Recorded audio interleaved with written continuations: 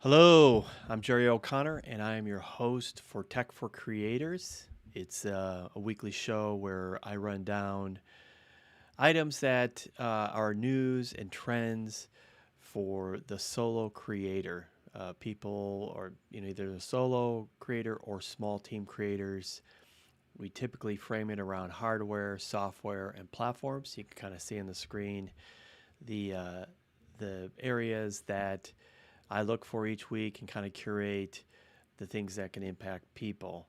So uh, this show's really more about not so much ogling over new equipment or trying to acquire new equipment, but it's more for inspiration. It's the idea that there are these trends, there are all these tools that we can use, both in the three areas. Hardware being, how you produce content, software, how do you edit and prepare it, and platforms is how do you deliver it to people. So the idea here is really to get out and start creating content for yourself, creating the life that you really want, and not something where we're consuming, constantly buying new equipment, even though that's obviously what the show is about in terms of the new announcements, new things that are happening. It's really more for inspiration and keep you abreast and up to date as to what's happening in the area of tools for small creators. So with that, let's just kind of go into the show rundown for this week. I typically try to pick 3 to 5 um, uh, items to talk about, and this week we have a new drone from DJI, the new DJI Mavic. The Apple M1 MacBook Pros have been started to deliver, so we're getting some reviews on that to kind of give us a sense of that hardware that's available. And then we end the show with just a quick wrap up with a Twitter and Instagram news that I thought it was interesting. It's a little bit of a uh, idiosyncratic type thing, but I think it's something interesting and it's a trend to look at. So let's jump into the show. We've got the first story we have is the DJI Mavic 3 was announced this week. It basically came in two versions. There was the Mavic 3, just the what I would call the standard base model version, and then there was the Mavic 3 Cine version, and you can kind of see the price difference there. Really, the big difference between these two drones is the resolution of the cameras on the Mavic 3 Cine 3, which has ProRes 422, and because that is a very high-end video codec, um, they had to really put in a 1 terabyte SSD drive built into the drone itself, and so doing that obviously added additional cost to the drone and pushed the price up. So there's really the Mavic 3, which is more of the replacement for the existing drones that they have, and the Mavic 3 Cine is an upgrade in terms of image quality for a more I don't want to say serious filmmaker, but for someone who really needs to have that type of quality camera output. There were a number of reviews that came out this week on YouTube. We have Matt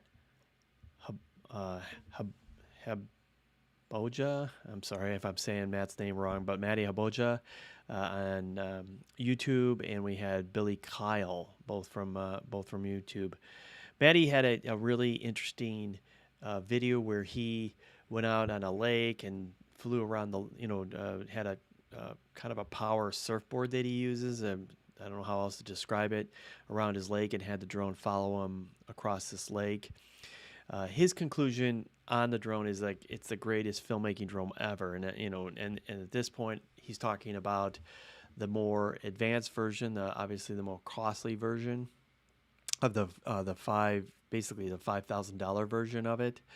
But he felt that it was a great filmmaking drone, and he felt though to say that the Pro version, that $5,000 version, is really for pros, and it's reflected in the cost. You will know if you need that high resolution and that type of camera for the work that you do.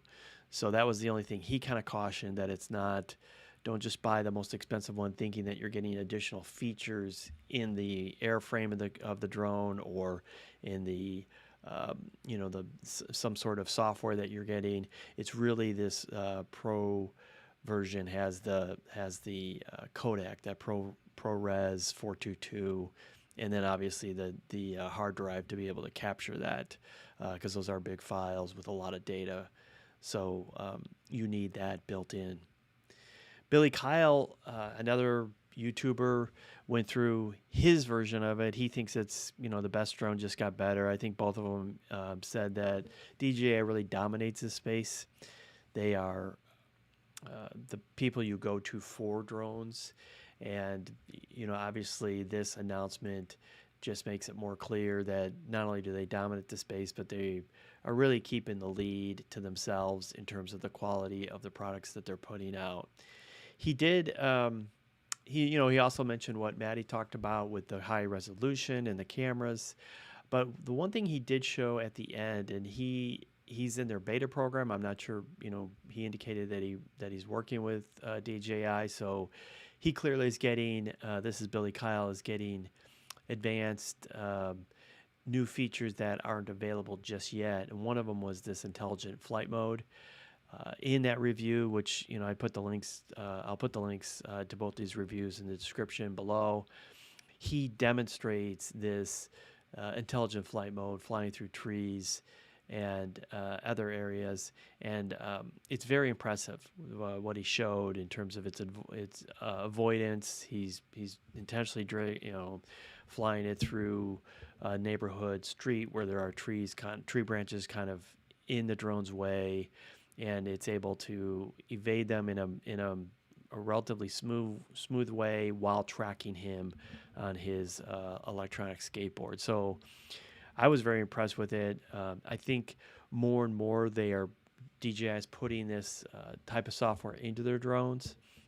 I know even for the relatively inexpensive ones that I have, the Mavic Mini, they have their base intelligent flight modes in that, and just even those pre-programmed modes are really quite useful for going out and capturing buildings, or they have a circling feature. They do have this tracking feature, which I haven't used much because I don't really create content about me in like action situations. I'm out usually trying to build B-roll, or taking establishing type shots where I'm circling around a building or a specific area. But those flight modes have come in very handy for me, and I've been impressed with just how good they are for being relatively early in the process of the products of these, the products that they've developed here. These drones they've been out maybe, I had one in 2016, was the Phantom 3, and the way they've advanced these over, almost on a yearly basis the last 5 years is really impressive. So it's a good time to jump in and look at a drone if that's something that would enhance your content creation. So let's jump on to the next story, which is the M1 MacBook Pros. Obviously, Apple announced these new MacBooks in September, and now they are starting to be delivered to people. We have a couple of YouTubers, or actually YouTube channels, Marcus Brownlee, which I was very interested to see what he would have to say, because he's a very intense creator in terms of the quality of the production that he has with his videos. He uses these 8K cameras, multiple angles, so he's got the B-roll, so there's multiple streams of 8K video that he needs to edit. It's very impressive when you watch his videos how the attention to detail and the quality that he puts into it. And so his review he's a very stoic kind of uh, really. I don't know what the word is. He's not one to be effervescent about things or to go kind of over the top or dramatic about it, but this is as close as I've seen to him being really impressed and uh, just kind of shocked by how good these were. He kept referring to them as next level. He demonstrated several tests, just kind of quick tests that he does. One of them being a spacebar test where he puts he brings in goes into a video editor, goes to the timeline, and uses the spacebar to see how quickly um, the computer can render and deliver on uh, deliver based on the RAM that it's uh, can go through with the editing, and it from what he showed, it performs exceptionally well. In fact, he was kind of comparing it to his multi thousands of dollars Mac Pro computer. So it was really kind of an impressive review. And for him even to say he starts the video out with him actually showing the fact that he uses an iMac when he travels. He basically puts it in this huge Pelican case and travels with that. And basically his conclusion is with the MacBook Pro, the 16-inch M1 Max chip, he will no longer need to do that. He's just going to use this laptop. So overall, it was a really positive review and kind of confirms what Apple's presentation showed. But obviously, you always kind of want to wait to see what the real world impact is, and we're getting that now. The other review was from The Verge, and they called it the laptop of the year. They were just as impressed with it. The one thing that they did say, they kind of walked through a number of things in terms of, and many people have said this, is that Apple has taken a step back and put new ports in, and the keyboard has been brought back to what it used to be, which they liked a lot.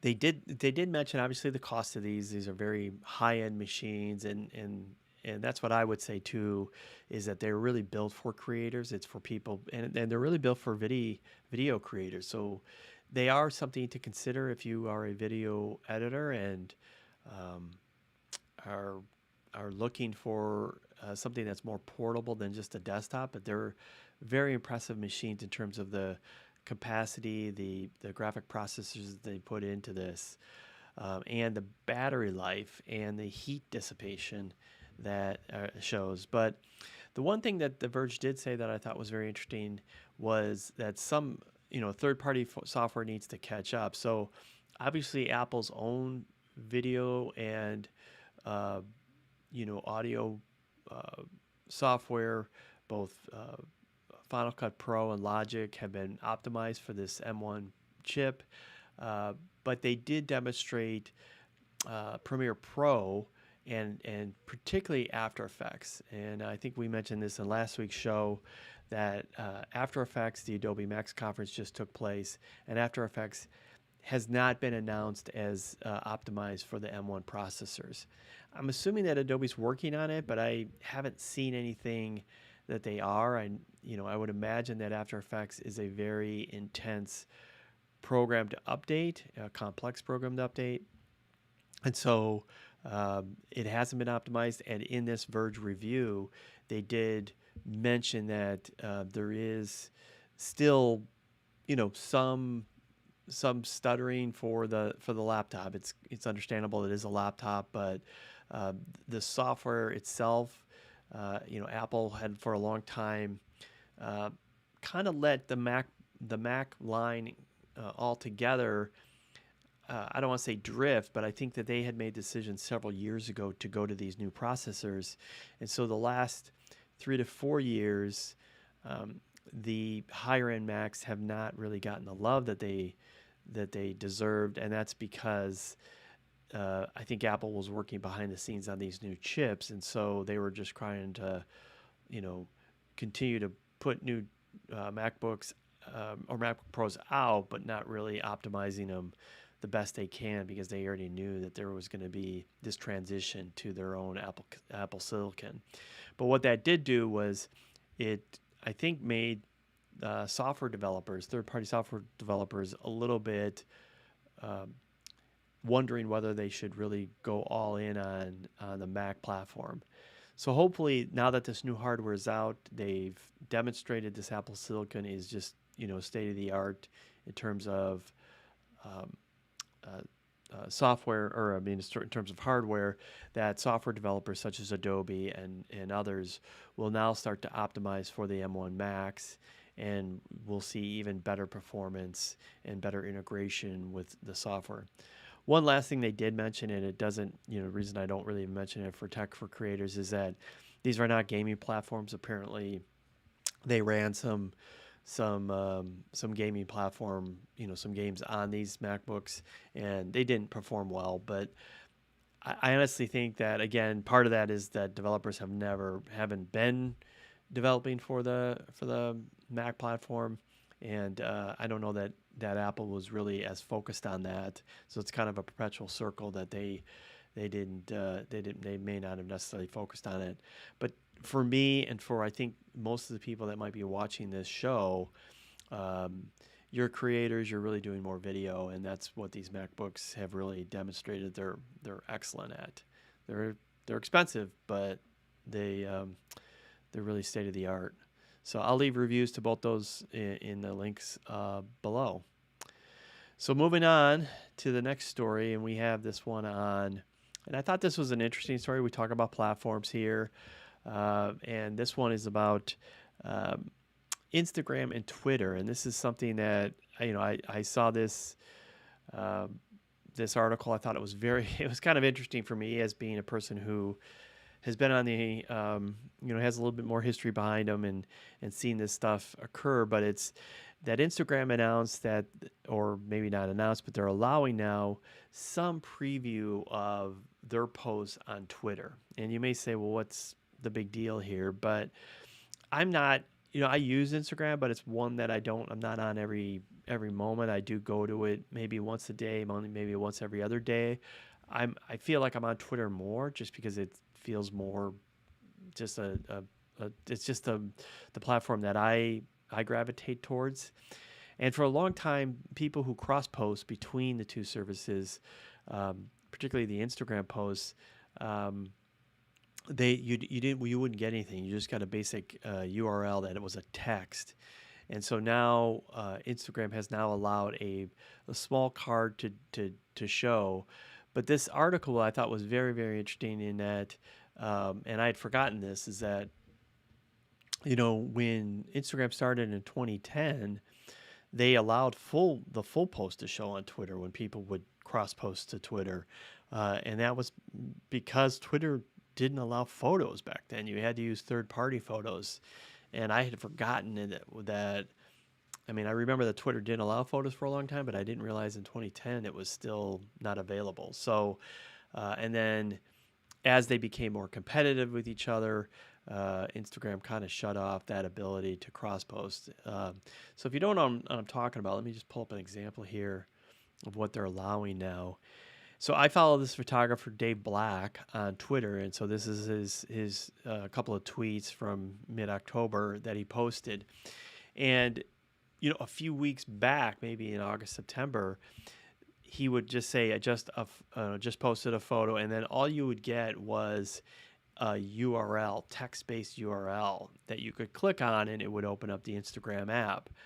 But now this is what's happening. You get these little cards now that give you a small preview of what he posted on Instagram. What they used to allow was a full photograph, so you didn't, it kind of discouraged you from going to Instagram. I think that's why Instagram cut that off.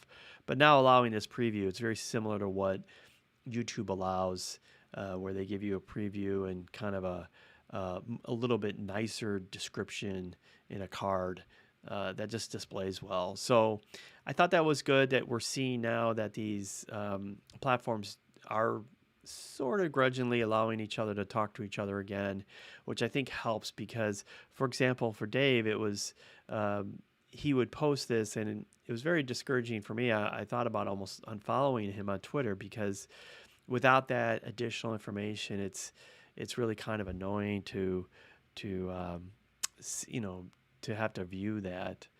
But now they have it, so it's kind of a minor thing, but I think kind of a fun thing for me, and it's just one of those nuances to pay attention to. So that's gonna about wrap it up for today. It's a short show, only about 20 minutes, where I kind of talk through it. If you like this kind of thing, I'm working to get co-hosts. I had a co-host last week, Jake. It was fun to talk with him and kind of go through that. And if you're catching this on the restream or the replay, would love to have you join me live. So the best way to kind of do that is to subscribe and to hit the notification bell so that you know when I'm going live. I typically go live Sunday morning around 10, trying to be a little bit more disciplined about when I go so that there's a consistent time. But if you are interested, would love to have you join and jump into the conversation. Love to interact with people. And if you're interested in these types of topics, I think it would be fun. So that's it for this week. I will be back next Sunday. And if you're catching this on this restream, would love to have you join me live and interact with you and get your comments on technology that's impacting creators. So we will see you next week. Thanks again.